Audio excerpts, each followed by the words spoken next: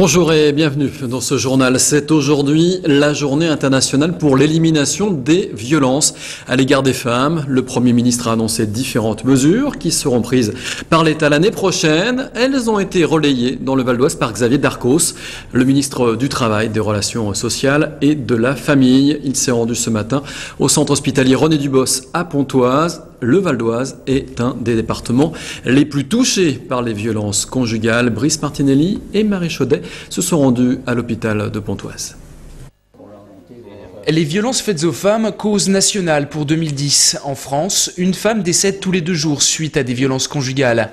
En visite à l'hôpital de Pontoise, le ministre Xavier Darcos a annoncé plusieurs mesures qui seront prises par le gouvernement, le référé de protection et le principe d'éviction. Système de référé protection, c'est-à-dire commencer à demander à la justice de la protéger avant même qu'elle soit victime. C'est-à-dire qu'il y ait une intervention, une forme de prévention en amont avant que l'irréparable ne soit commis.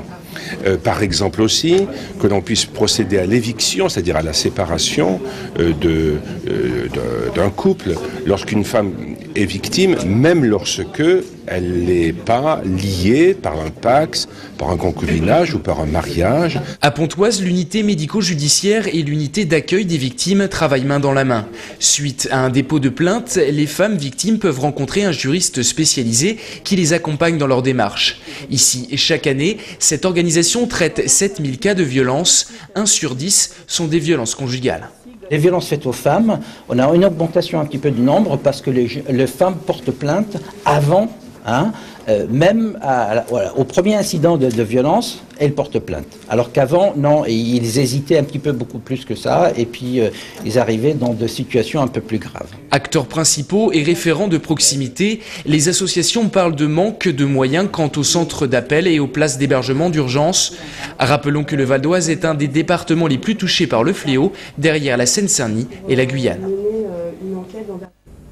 Et on part maintenant à Franconville où après 4 années de travaux, le quartier de la gare renaît, après de lourds travaux donc consécutifs à la suppression de 2 passages à niveau. Cette suppression attendue depuis 27 ans était devenue nécessaire avec l'augmentation du trafic. Adrien Hilpert.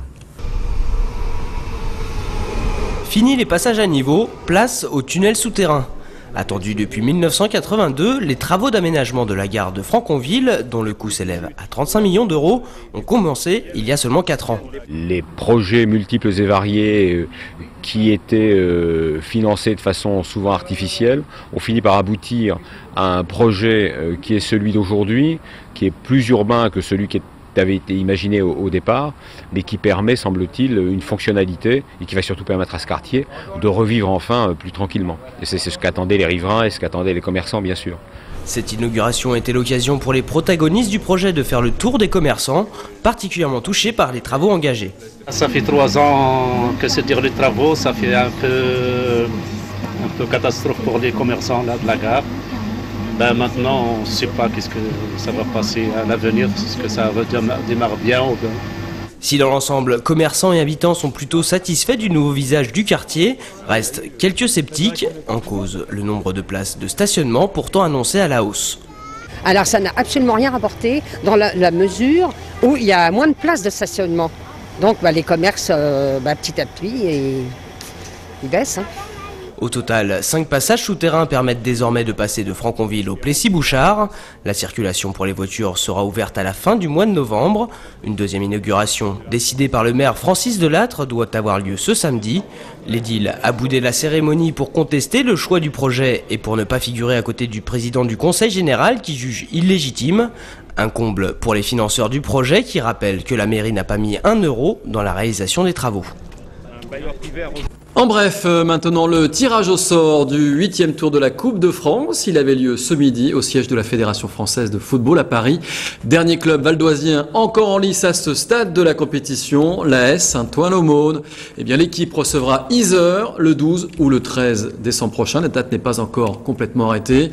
Les hommes de Jean-Marc Sabatini ne partiront pas favoris face aux Auvergnats, pensionnaire de CFA, soit 2 divisions au-dessus de Saint-Ouen-l'Aumône. De plus, Yzeure a écarté clairement un club de Ligue 2 au tour précédent.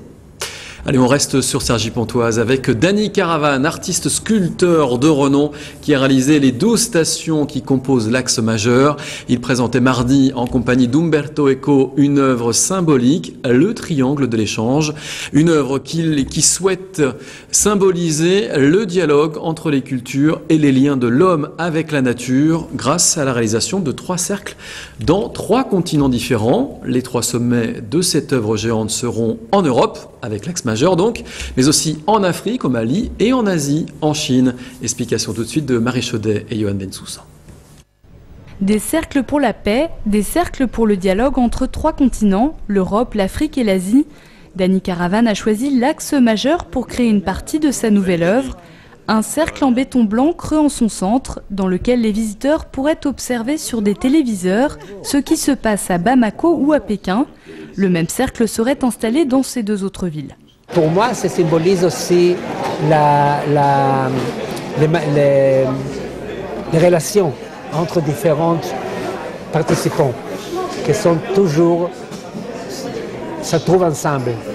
Une colonne permettra également de savoir, à la manière d'un cadran solaire, à quel moment le soleil se couche en Chine et en Afrique. Venu en tant que président du conseil scientifique de Transcultura, l'association qui porte ce projet, Umberto Eco s'émerveille déjà. Il renouvelle ce paysage d'une façon extraordinaire. Il l'a fait sur la Costa Brava, il l'a fait. Mais ici, ça prend une signification différente à cause de, oui, on a parlé des triangles, de la répétition du même schéma dans 3 civilisations différentes. Alors évidemment, c'est du symbolique. On ne change pas la vie seulement avec le symbole, mais sans le symbole, c'est plus difficile. Si le projet de Dany Caravane est bien avancé en Chine, il peine à trouver des financements en Europe et en Afrique. Aucune échéance n'est pour le moment annoncée. Et on termine ce journal sur des images du chanteur Mathieu Bogaerts, de retour dans le Val d'Oise après son passage à l'EMB à Sannois en janvier dernier, son concert d'exception avec la chorale de Sannois. L'artiste sera demain soir au théâtre du Cormier à Cormeilles en Parisis.